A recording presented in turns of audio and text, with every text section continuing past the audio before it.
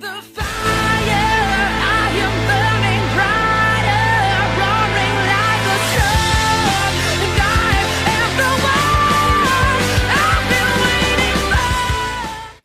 What's up, travelers? How are you guys doing today? It's Lithy here in the gates. How are you guys doing? I missed you all so much. Clapping. Alrighty, what's going on, guys? I am here with my wonderful host, Jade Feinics. What's up, everybody? How you doing? How you doing? Hey. What's up? Wait, I gotta do it. Wait, hold on. Wait. Hey. How you doing? Done with you. Done. What's up, everybody? It's your girl, Jade Feinics. How you doing? We here. We back. We back. It's still spoopy month. It is spoopy month. It Means it's October. Yeah. It's my favorite month. It's still October, bitches. That means it's still Scorpio season. Excuse me. I'm sorry, not sorry. Well, technically, if you really think about it, it's Libra. You're right. Actually, I like that both you and I can agree on that. Even though my mom is a Libra. well, she's the exception. And my uncle. He is he the no? Okay. No. I got the look of.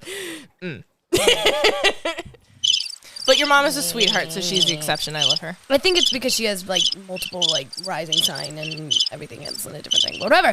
It's still October. Yep. Well, my rising sign and my sun, my moon, and my rising sign are Scorpio. Yeah. Yeah, triple Scorp. I'm a fucking unicorn. I'm a fucking scorpion. That's pretty much it. Like, you are the scorpion queen. I am. Like, you're almost, like, literally your birthday is literally Devil's Night. Devil's Night. Devil's Night. I was born on the perfect storm on Devil's Night. Yeah. The fucking gods knew the gods, like, had a whole fucking party. I was coming. No, you're the Antichrist. They were all fucking terrified. I was coming. But, I mean, I'm so glad you're here, though. I know. I mean, as you can hear, one of the podcast cats in the background going, Me too. Oh, wow. My little nephew, where are you? Where are you, Rocky? Rocky Meow Boa. Somewhere around here. Being evil. He's being evil. That's why he's my nephew. He's the second coming of I swear that cat. You know, it has been confirmed by Freya herself that cat ain't hers. It's Loki's. You are my child. Yeah. Come He's a join me. Lokian cat. He's a Lokian cat. And it's okay. I still love him to death. He's just terrible. It's okay. He's upstairs causing mischief, I can tell. We'll stand near Fenrir. That's my boy. Yep. I work with Fenrir. Fenrir is, you know. It's a puppy. I started working with him. Yes. Love it. I love it. I love it. It's been a little difficult, though. It's not supposed to be. I know. Well, I mean, you know, I started again, so. It's all about, you know, getting there. Getting there. Yep. I have 1,001 questions, but. Yeah. Other than trying to strip myself naked running through the woods. But, Awoo. The werewolves of London. Ooh. Anyway. Yes. So, but speaking of werewolves of London and, all things spoopy and October and everything, I would like to talk about and have a fabulous time talking about trick or treat. Oh. Yeah. Yes. Why not? We talked about candy last time. It, boggled my mind of why not we talk about actual trick or treating. That's true. I mean, I'm with it. I love trick or treating. I love trick or treat. Hell, if I could get away with it at my age, I'd still trick or treat. I would. Trick or treat. I mean, I do Trick get or away. treat. I mean, I get away with it, but it's in the bucket. Kids now. Emotional, damn it. I mean, I kind of trick or treat at the candy store that I buy for the kids. Seriously, that's our trick or treating. Like, I do On November 1st. When it's Half all price chocolate. half price chocolate. Yeah. Yeah. That's my trick or treating. I will admit that I am guilty of going to the store and buying bags of candy. I'll buy 2.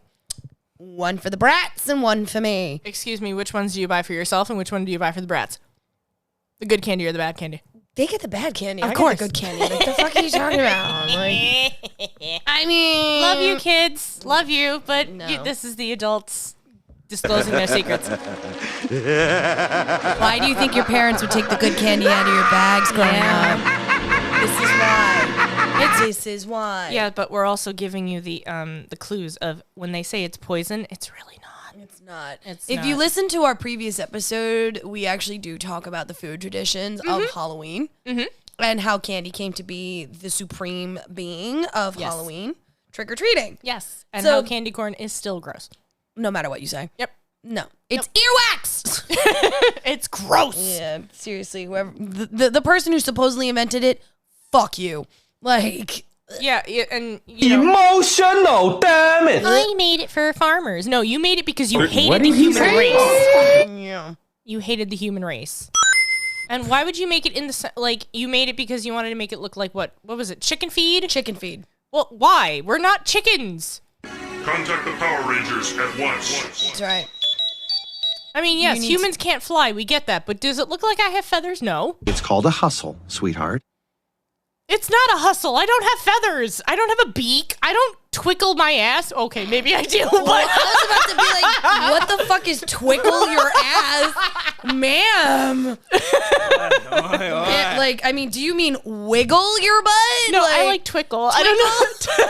I Is like it a twitch and a wiggle at the same? maybe.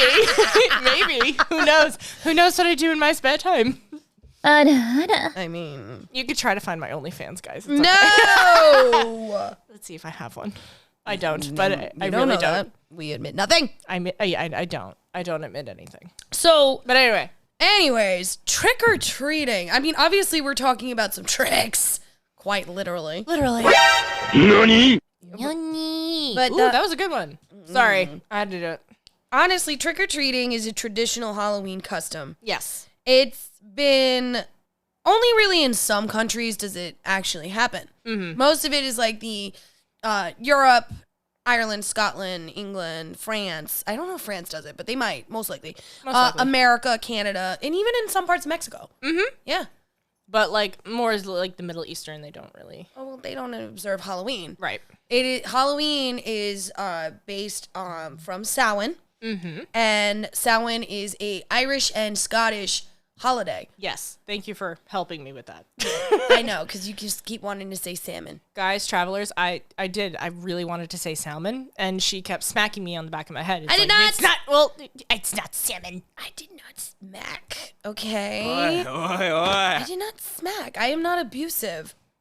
I like With your love. funny words, Magic Man. With love. With love. Smashing. Smashing. But anyway. Anyways, she asked for it. Sam.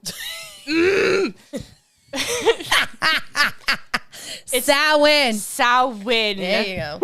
You did it. Samhain. So Halloween has its roots in the ancient and pre-Christian Celtic festival of Samhain, which was celebrated in the night of Halloween, October 31st. The Celts who lived 2,000 years ago in the area that is now Ireland, the United Kingdom, and northern France, correct. Oh, so there we go. France does France do it. does have it. Yeah, Cool, yeah. France. I cannot do a French accent, still working on that. Bonjour. Bonjour. Be our guest. Be our guests. We don't know what's going on. So, on the sacred night, people gathered to light bonfires, offer sacrifices, and pay homage to the dead. Homage. The homage. Yes. I mean, the veil is the thinnest, I think, now. Yes. I mean, the turning of the wheel, I mean, any of the practitioners that listen to us, that follow us, know that for us, Samhain is New Year's. Yes. It is the beginning of the new year for us. So therefore, it is also the time when the veil is the thinnest, which is why we are able to have so much more spoopy shit because, you know, they can come through better. The connection is clearer. Smashing. Yeah, it's like when we dial it in on a good subject on the cast and we just keep going and going and going and going and going. And that's when we all of a sudden turn around and we're just like, What time is it? Yep. Oh wait, it's over 20 minutes. Whoops. Oopsies. Sorry, Oopsie. guys. You get to hear us for an hour and 20. Yay! I mean, I've never heard complaints. Honestly, some of our longer episodes are some of our better trending ones. Who knew? Who knew? But because we talk and we're good at it. we're good at it. That's right. And listen, if you'd like to hear our voices, just let us know. And And you should follow our other social media to hear more of them. iHeartRadio, Apple, Google, Google, iHeart- TikTok, Instagram. yeah, Pandora. I don't know. We're X, everywhere. Twitter, whatever the fuck it's called. Are we on that? It's Twitter. I don't give a fuck. I refuse. I'm not going to call it X. Tweet, motherfucker. That's right. That's my saying, and I'm going to stick to the fuck to it. That's right.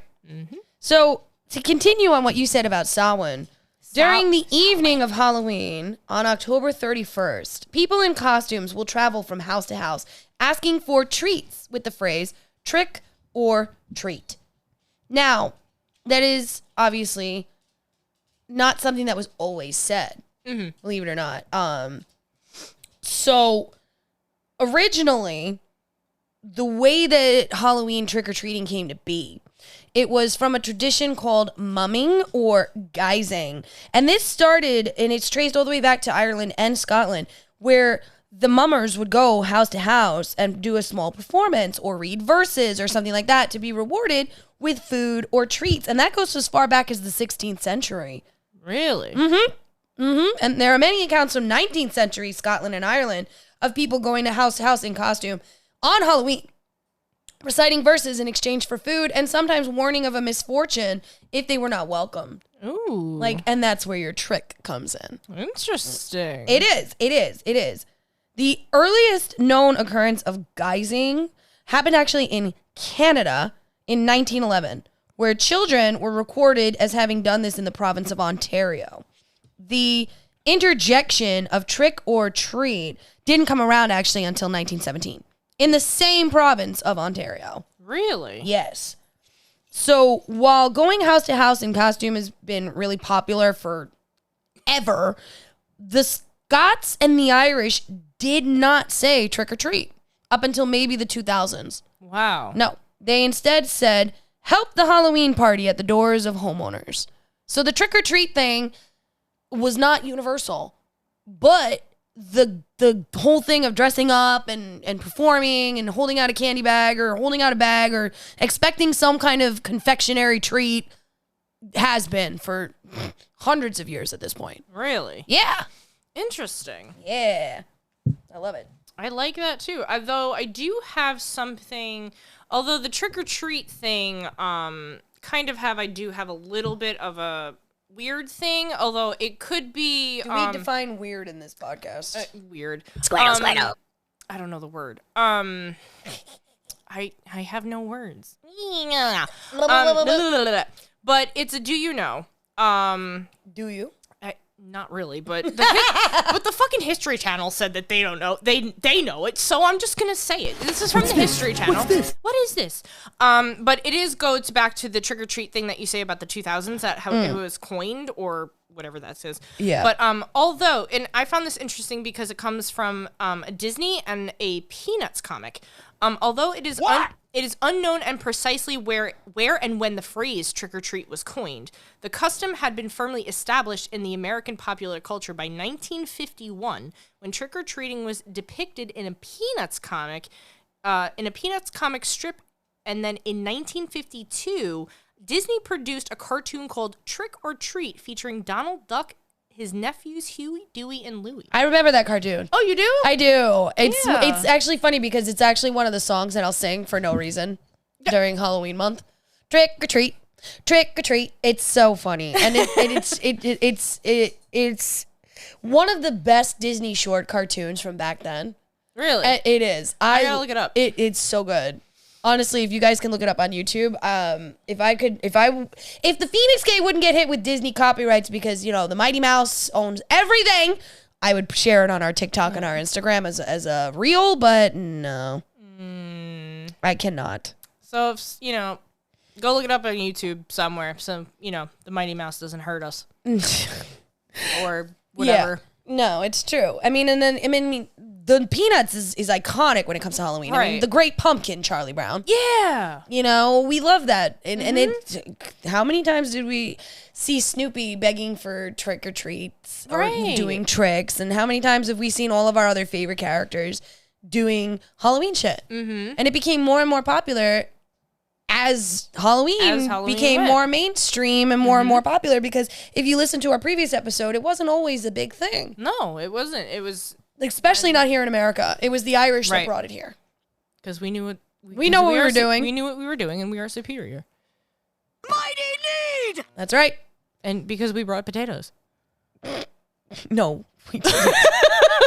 We did not bring potatoes. We are the potatoes. I'm a potato. I'm a potato. I But- actually changed my ringtone sound from that just for the month. Just for the month. It is now Winnie from Hocus Pocus going, "The witch is back, and there's hell to pay." Okay. Yeah, All right. it's acceptable. It's acceptable. Yeah, of course, it's my favorite line from the movie. Okay. Yeah. But believe it or not, I did mention earlier that trick-or-treating is a thing in Mexico. Oh yeah, I really liked this one. It's in northwestern and central Mexico, but the practice is not called trick-or-treating, it's called calaverita, which is Spanish diminutive for calavera, which means skull. Ooh. So instead of trick-or-treat, the children are going to ask, "Mira mi calaverita, can you give me my little skull?" Where the calaverita is a small skull made of sugar or chocolate. Ooh. Yes. So, like, they're getting, obviously, candy, but, you know, it's skull-themed because Day of the Dead is very, very big down there. Yes. Mexico's Day of the Dead, huge. They're very into their Day of the Dead celebrations. Dead, As and they so the- should be. It's beautiful fucking tradition. Mm-hmm. It is. And you want to know, it's very colorful. Yeah. It's so colorful. And you know what? I really do love the Day of the Dead. I do love I used to, well, not used to, I still I actually use their images, and when I was doing my art, I used to use a lot of their imagery and their color because it's so vivid and vibrant. It is. It's And beautiful. it's beautiful because they just bring, it's not a depressing thing. They just really like It's a celebration of love. Yeah. And it's gorgeous. It's just so good. I mean, honestly, believe it or not, trick-or-treating is ancient. Mm-hmm. It is ancient. It's apparently there were similar traditions that literally dated all the way back even to ancient Greece. Yes. And it's unlikely that any of them are directly related to the modern times, but it's still something to mention. Mm-hmm. I mean, it is. I mean, seriously, we're humans are creatures of habit. Obviously, the Irish may have brought the Halloween traditions to the Americas with the immigration of the Great Potato Famine in the mid-1900s. Yes. But these kind of traditions have been around for thousands of years. You know, the ancient Greek writer Athenaeus wrote in his book that on the Greek island of Rhodes, they had a custom in which children would go from door to door dressed as swallows, singing a song which demanded the owners of the house to give them food and threatened to cause mischief if the owners of the house refused. This tradition was claimed to have been started by the Rhodian lawgiver Cleobulus, which, again, is not exactly the same, but it is obviously something very similar. Yeah. I mean, we love that. I mean, and then I already spoke about mumming. Mm-hmm. That's been around since the Middle Ages. Yes. That's been around since the Middle Ages. And it's door to door in costume, short scenes or parts of plays in exchange for food or drink. The custom may come from the belief of supernatural beings or the souls of the dead roamed the earth at this time and needed to be appeased. So, obviously, these are all pre-Catholic. Yes. These traditions are all just before the church came in and said, yeah, we're going to make All Saints Day November 1st. Mm-hmm. And then, you know, obviously Christianity had to come in and step on everybody's fucking game. You know. I hate you. It's fine. Hate. No hate on our Catholic friends or our Christian friends. None. None. Just get your own holidays. Get your own fucking holidays, damn it. But, I mean, amongst our people, the Celtic speaking people, it was also seen as a liminal time when the spirits or fairies and the souls of the dead would come into our world and were appeased with offerings of food and drink. Yes. Yeah. Similar beliefs and customs were found in other parts of Europe. It was suggested that trick-or-treating has now evolved from this tradition, where people impersonated the spirits or the souls of the dead and received the offerings on their behalf.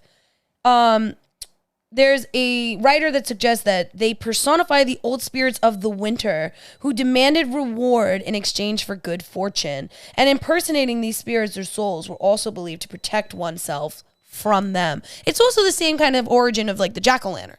Oh, yeah. Yeah. I mean, we're not going to talk about good old Jack right now, but it is part of the same traditions. Yeah. Yeah, but trick-or-treating is... I used to have some of the best times trick-or-treating. I had awesome times trick-or-treating. Yeah. It was fun shit. I mean, even as far back as the 15th century, amongst the Christians, surprisingly, there was a custom of sharing soul cakes, which was on October 31st through November 2nd. Yes. Yes, people would visit houses and they would take soul cakes, either as representatives of the dead or in return for praying for their souls. Yes. So later, these people would go from parish to parish on Halloween, begging soul cakes from singing under the windows of some such verse as, "Souls, souls for a soul cake. Pray you, good mistress, a soul cake." And they would typically ask for mercy on all Christian souls for a soul cake. It was known as souling, and it was recorded in parts of Britain, Flanders, southern Germany, and Austria. Shakespeare even mentions the practice in his comedy, The Two Gentlemen of Verona. Oh, yeah. Yes. Interesting. It's the part when Speed accuses his master of puling, which is whimpering or whining, like a beggar at Hallowmass. And in Western England, most of the counties bordering Wales, souling is common. Wow. Yeah. According to one 19th century English writer, parties of children dressed up in fantastic costume went round to the farmhouses and cottages, singing a song and begging for cakes, spoken as soul cakes, apples, money, or anything that the good wives would give them. Interesting. Yo, trick-or-treating this ain't no. This is not. It was just only until really after, marketing, and then when candy really, kind of blew up, that it just became, about really the candy. Did it though? Maybe. A little bit. I mean, Not really. we like candy though. We do like candy. I mean, Halloween masks are even referred to as false faces in Ireland and Scotland. Mm-hmm. And they basically, that's when they do the guising. So obviously you wear a false face. Yeah. What was it? Oh my God, I can't say it again. Samhain. Samhain.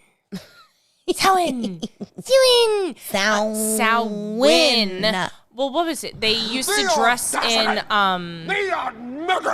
animal skins, and they used to use Weirding and like animal skulls and stuff for masks and stuff like that. That's what I knew. Yeah. You're not wrong. But most of it.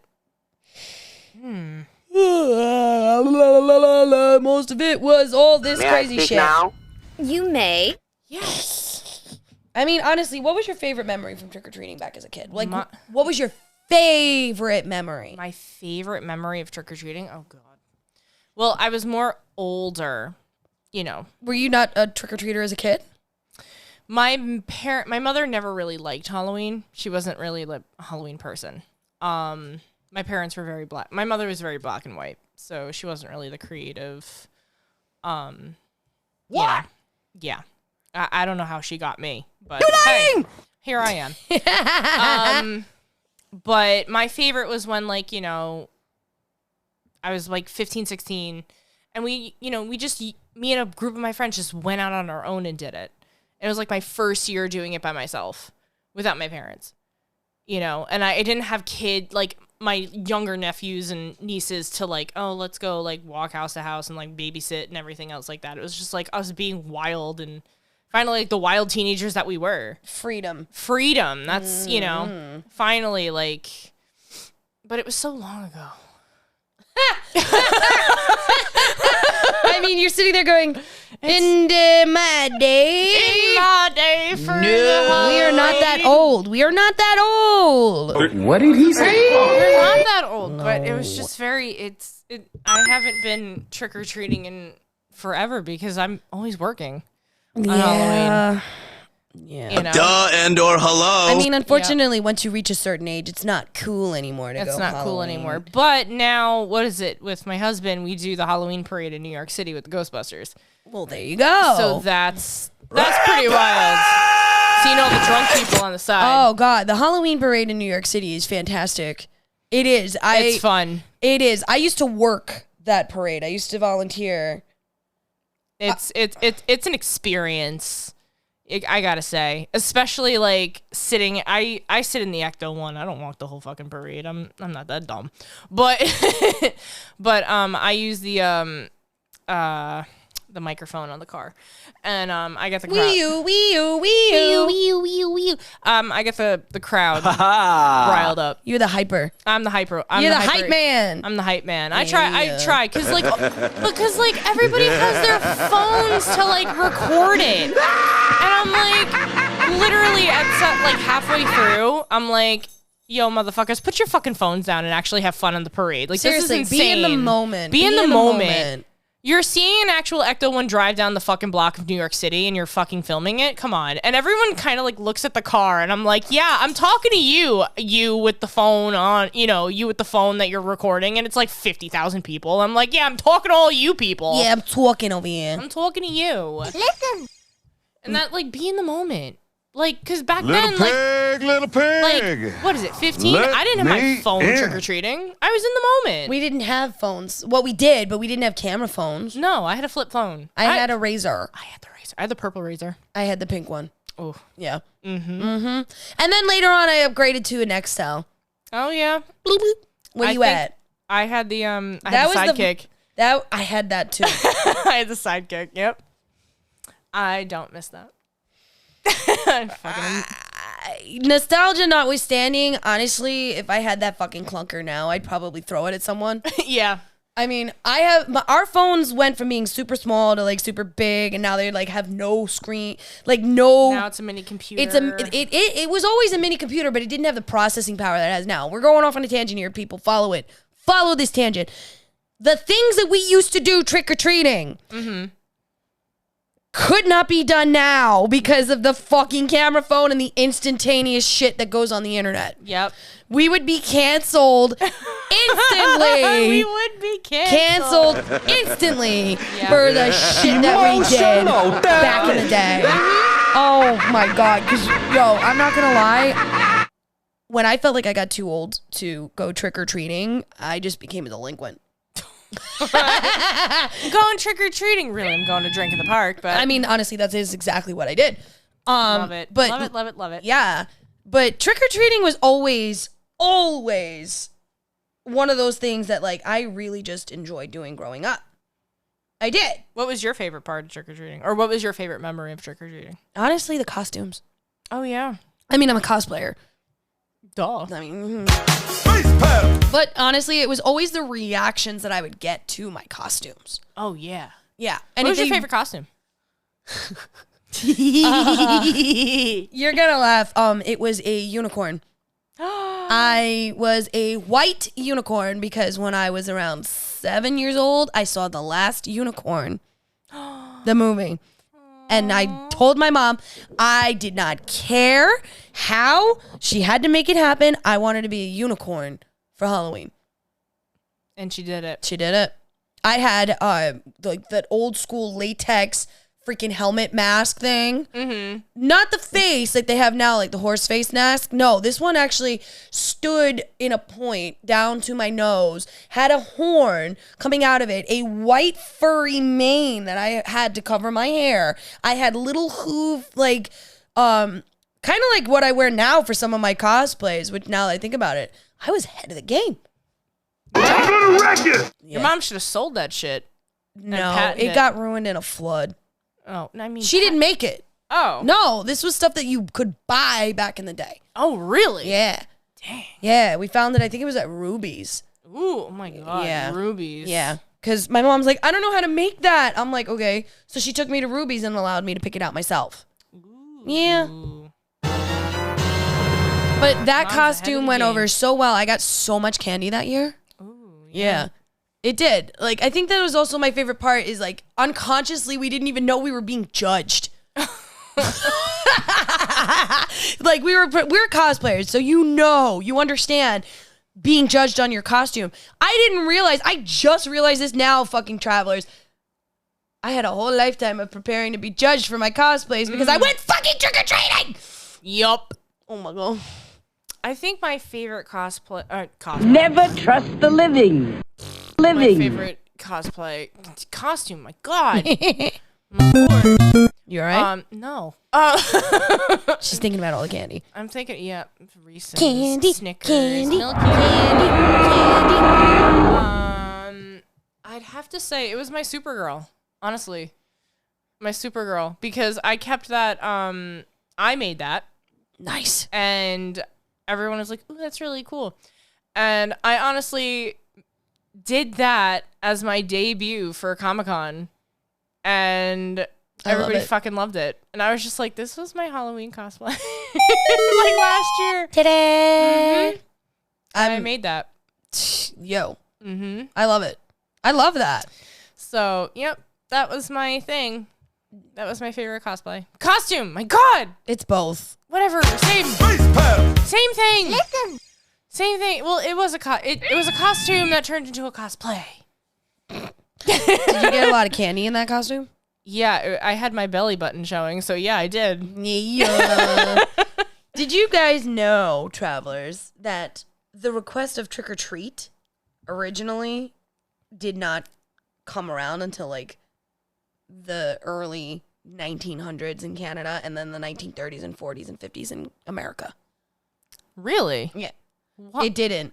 So it is an implication that if you do not give me something good, because I mean, what did we used to say? Trick or treat, smell my feet, give me something good to eat. And if you didn't, what the fuck did we do? We toilet papered and egged your house. Yup. Little pig, little pig. We Yup. did. Let me in. We did. It was honestly, I've never ever not saying trick or treat. Like ever. Mm-hmm. I don't remember ever not saying it. So it's like, it's weird. But it's word sleuth Barry Popick, who also found the first use from 1917. Variant forms of trick or treat were found from Chatsworth, Ontario in 1921.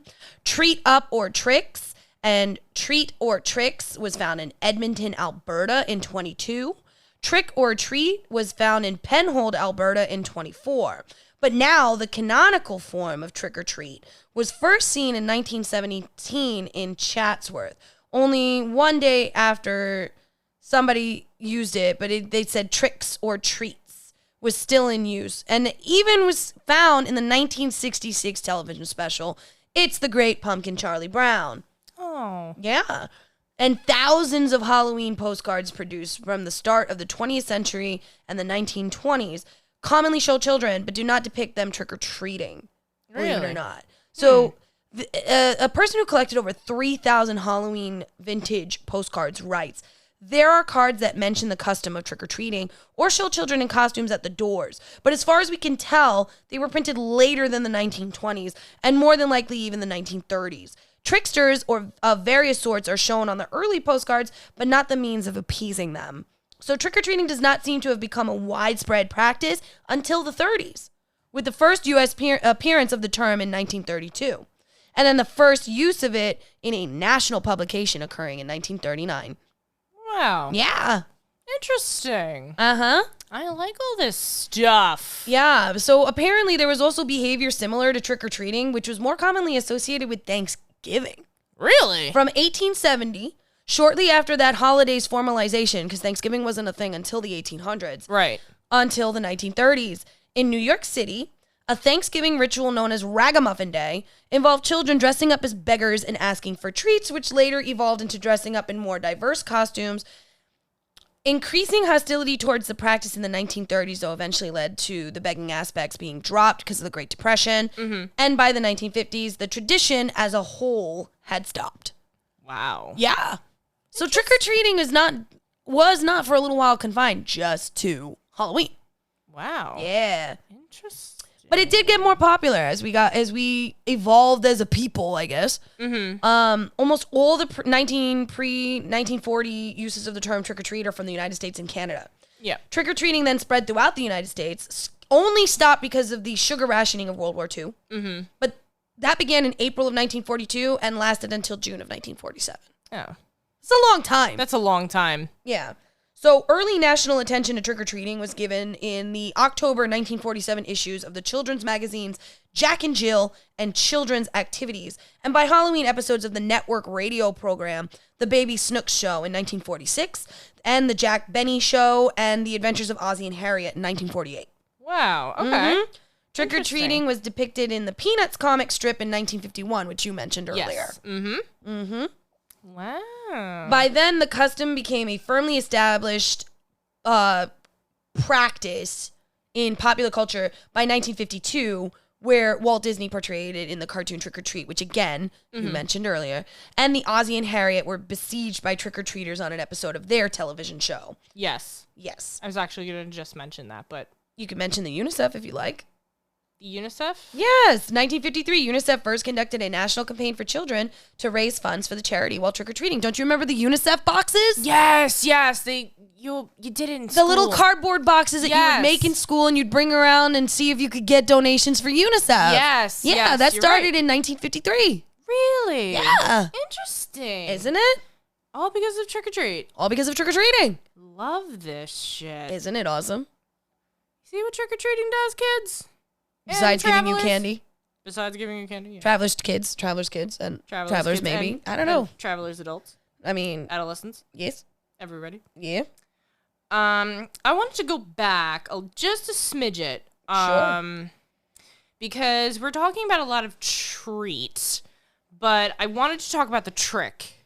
Sure. Because I just looked up something. So I was thinking because, obviously we were talking about how a lot of people, did like the Halloween equivalent to like Christmas caroling. You would go to the houses and they would do like a performance or they would sing or they would do everything for the treat. But if they didn't like the performance, they didn't have to give it the treat. No, they did not. So, and that would where the trick would come in. So, I was reading, immigrants from Ireland and Scotland brought their Halloween superstitions to America in the 18th and 19th centuries, and their youngsters, our great and great whatever grandfathers and whatever grandmothers, became the first American masterminds of mischief. Kids strung ropes across sidewalks to trip people in the dark. Emotional damage. Tied the doorknobs of opposing apartments together. So that they couldn't open the doors. Yeah. I did that to lock my brother into his room once.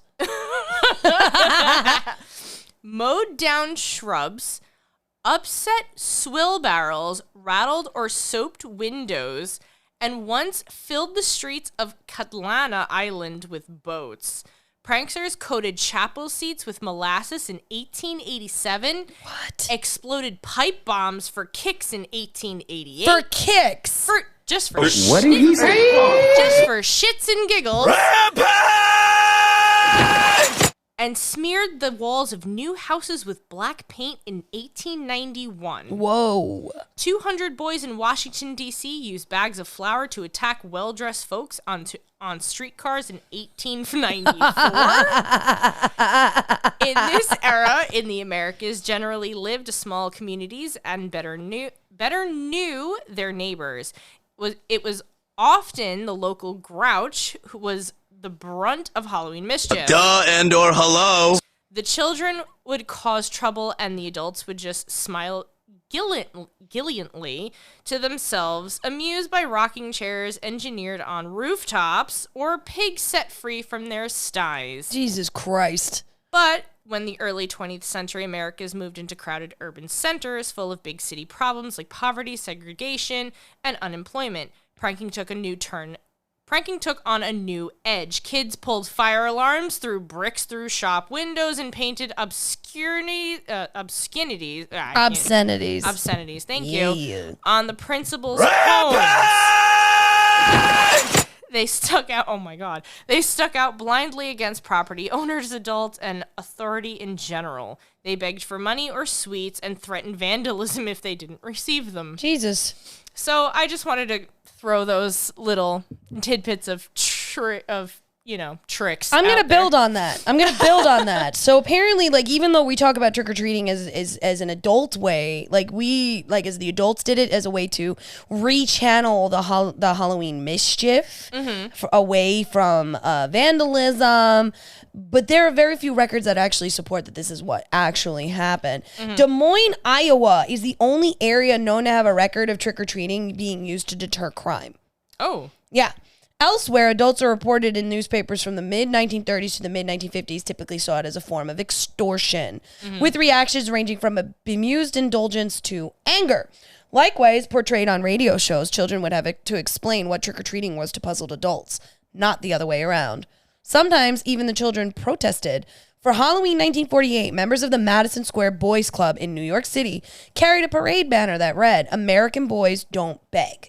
The National Confectioners Association reported in 2005 that 80% of adults in the United States plan to give out confectionaries to trick-or-treaters, and that 93% of children, teenagers, and young adults plan to go trick-or-treating and participating in other Halloween activities.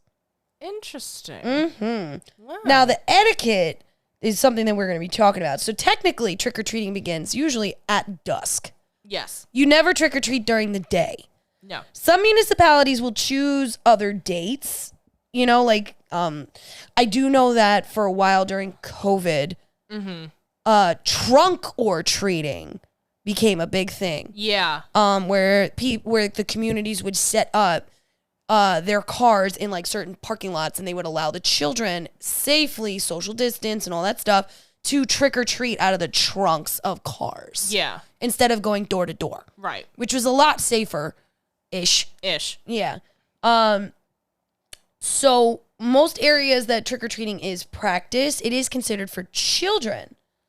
But even some places in the United States actually make it illegal for you to trick-or-treat if you're over the age of 12.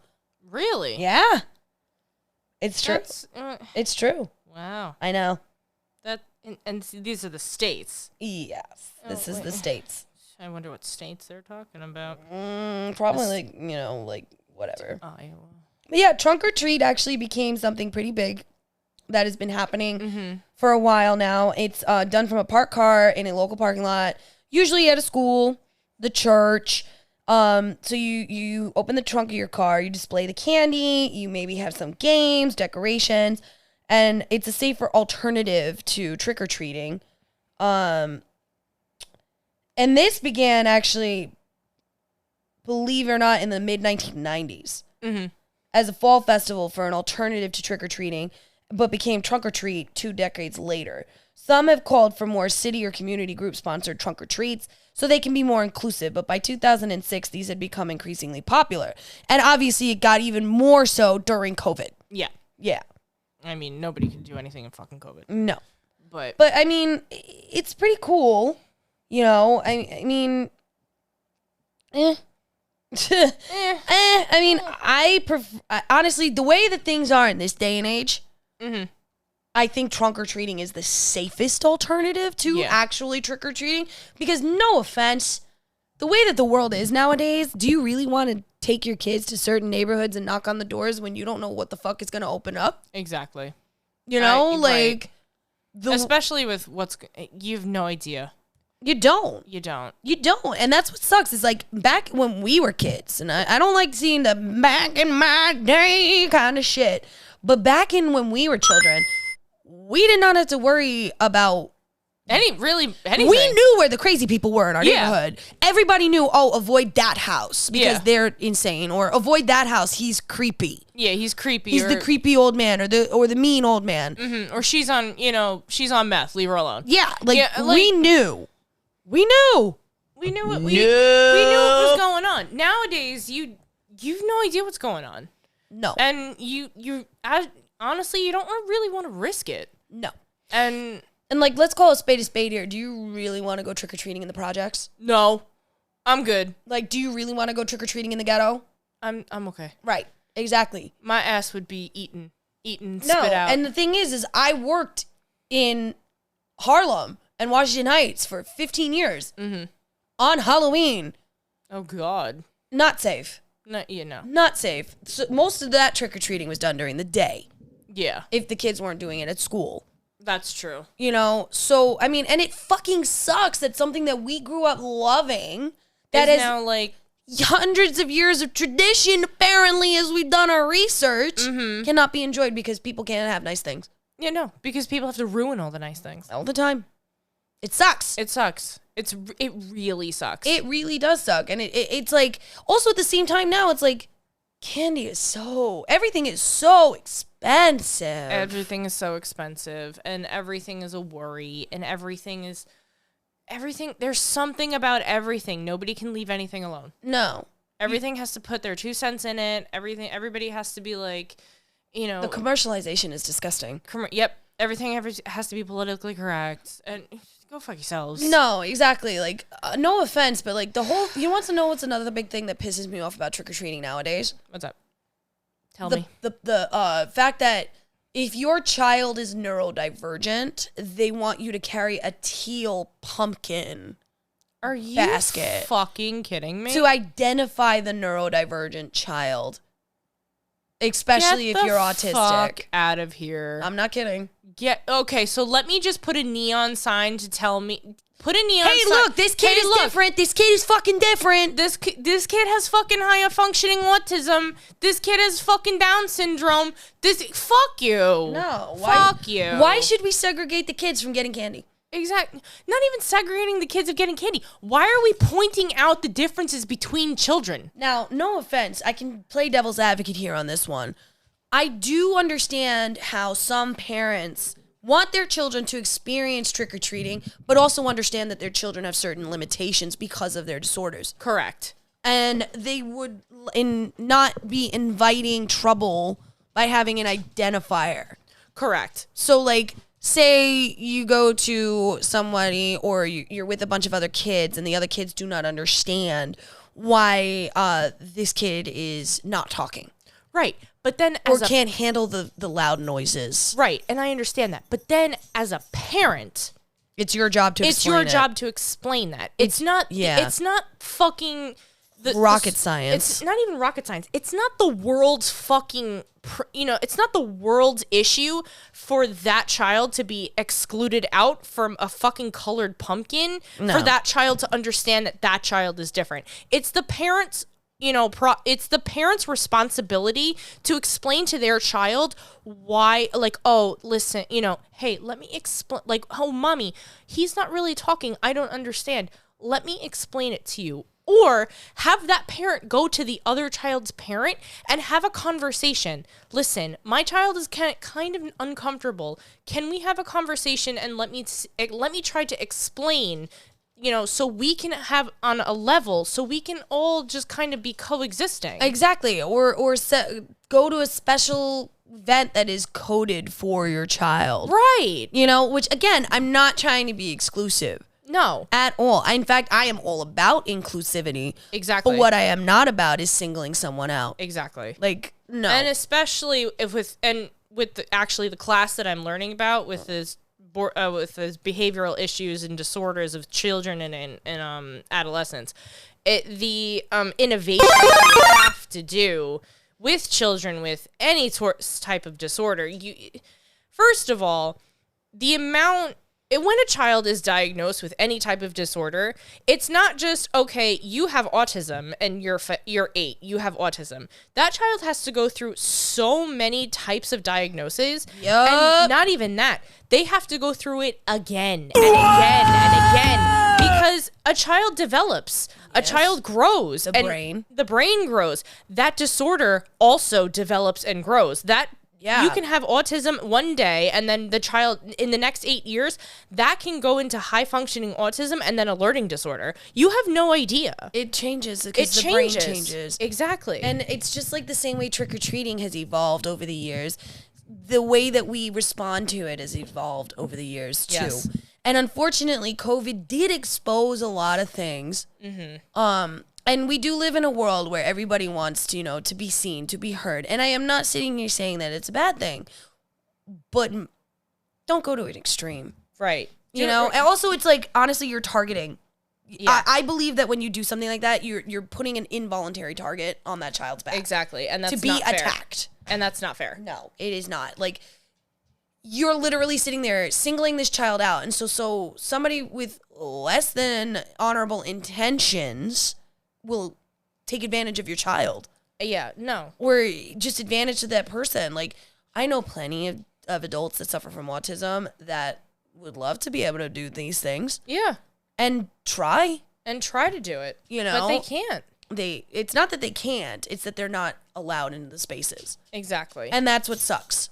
And it's like, don't program your children from a young age to see, oh, they're different because they're carrying the blue pumpkin. They're instead of the orange. carrying the bad pumpkin. That means that they're different. Why can't they just carry a bag? Or why does it need to be singled out?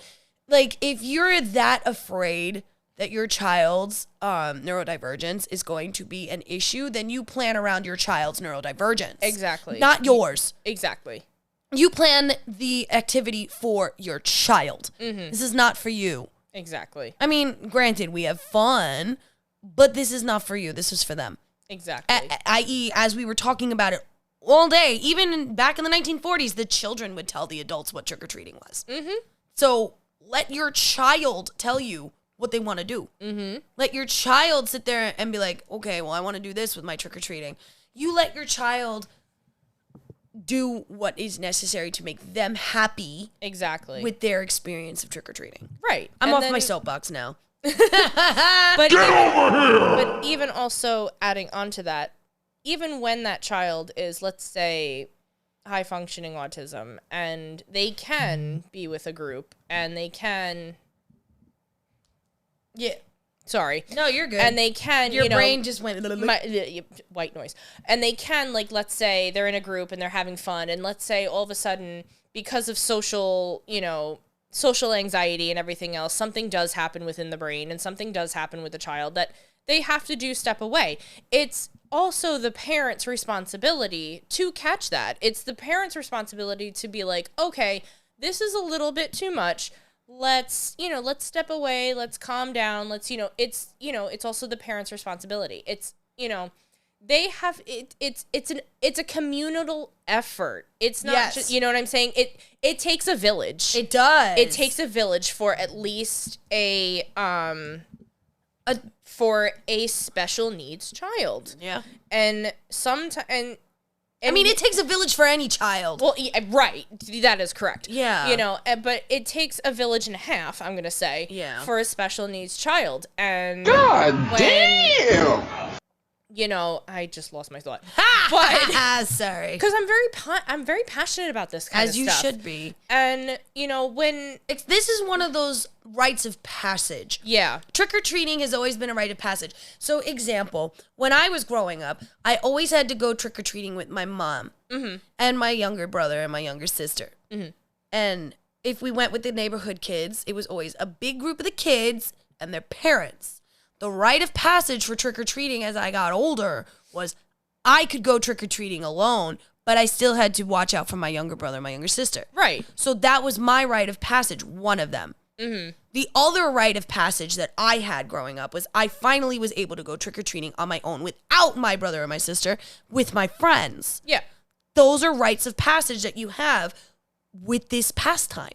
Mm-hmm. Nowadays, some kids aren't going to get that.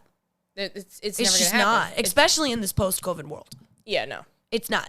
And especially with a lot of other garbage going on that's happening that's just we'll not talk about. God damn! I don't want to talk about that. No, but it's a sad reality that we're living in. No. It is. I mean, and honestly, with all this rich history of trick-or-treating, you would think that we would want to keep some of these traditions alive or create new ones. And we are. We are, as we inherit, the millennials are inheriting the mantle of the people that are supposed to be doing the trick-or-treating from the boomers. Mm-hmm. We are. Yeah. They started it we're perfecting it, and I'm positive that Gen Z is going to make it even better. I hope so. Or they're going to just destroy it altogether because they just can't. They can't figure it out. Like, no. They Well, first of all, okay, hold on. Gen Z. Oh, bitch. First of all, they think they have a rite of passage if they want. They think they have the rite of passage to get to the front of the line if and NSYNC has. No, you don't. No, you Fuck don't. off. If no. you don't have a fucking 19 in front of your year, get the fuck to the back of the line. And if your 19 is literally in mid 1990s, sit down, shut up. Sit down. No. If you're born after 1995, Get out. when NSYNC was formed in 1995, you can tell I'm a fan right now. Yep. Tangent time. If you are born after 1995, Back you of have the no line. fucking right. Back of the line. Back of the line. You're not even allowed to sit. Go buy Taylor Swift tickets. Okay? That's it. Done. That's my rant. Because, baby, now we got bad blood. Yeah, and I have you may have bad blood, but I have adult money. Yeah. I have adult money. I went to TRL. If you don't know what TRL is and standing outside holding up a sign trying to get Carson Daly to fucking notice you, you can't buy NSYNC tickets. If you don't know what Motley Crue's, I'm going to say blank cam, get out. What did he say? Oh my god. Get out. It's true. And guess what? I was on that cam. What? I know. Next to my father. Rampage! And I was fucking proud. I mean, as you should be. I As was you proud. should be. Do you have any closing thoughts about trick-or-treating since we went off on multiple tangents? Multiple tangents. I hope that this year's trick-or-treating will be a traditional trick-or-treat. I mean, for everybody. It's going to be a little bit better since, like, post-COVID world and everything. Right. It's getting a little bit better. It's slowly getting better. But I hope that it will be a fabulous trick-or-treat this year. I mean, for everybody. yeah. For the little travelers, for the medium travelers, for Adult. the adult travelers. Yeah. But for the baby travelers. I agree. Because, I mean, a lot of our travelers have baby travelers. Yes. I Baby mean, travelers. and there's plenty of, there's plenty of adult activities that y'all can do. Just find something fun for your kids to do. Exactly. Like. Stay safe. Oh, yeah, for sure. For sure. And if you want to teach them the old ways, shaving cream, eggs, and toilet paper. Which, after COVID, though, I don't know, toilet paper's too precious of a commodity, I guess. Don't do that. Ha I don't know what you're talking about.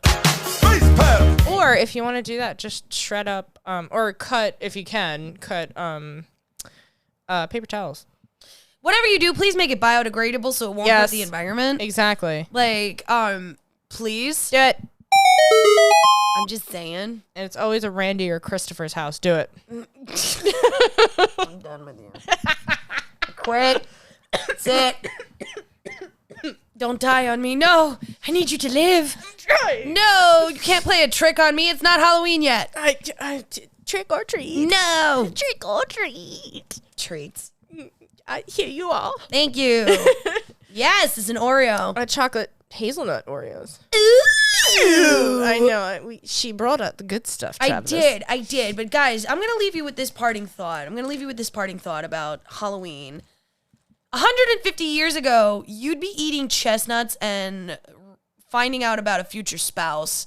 Yes. Nowadays, you can go and get a big-ass bag of delicious fucking candy and have a good time with your kids and dress in fabulous costumes and go to parades and go to parties and all sorts of other fucking amazing things. So you know what? Take advantage of it.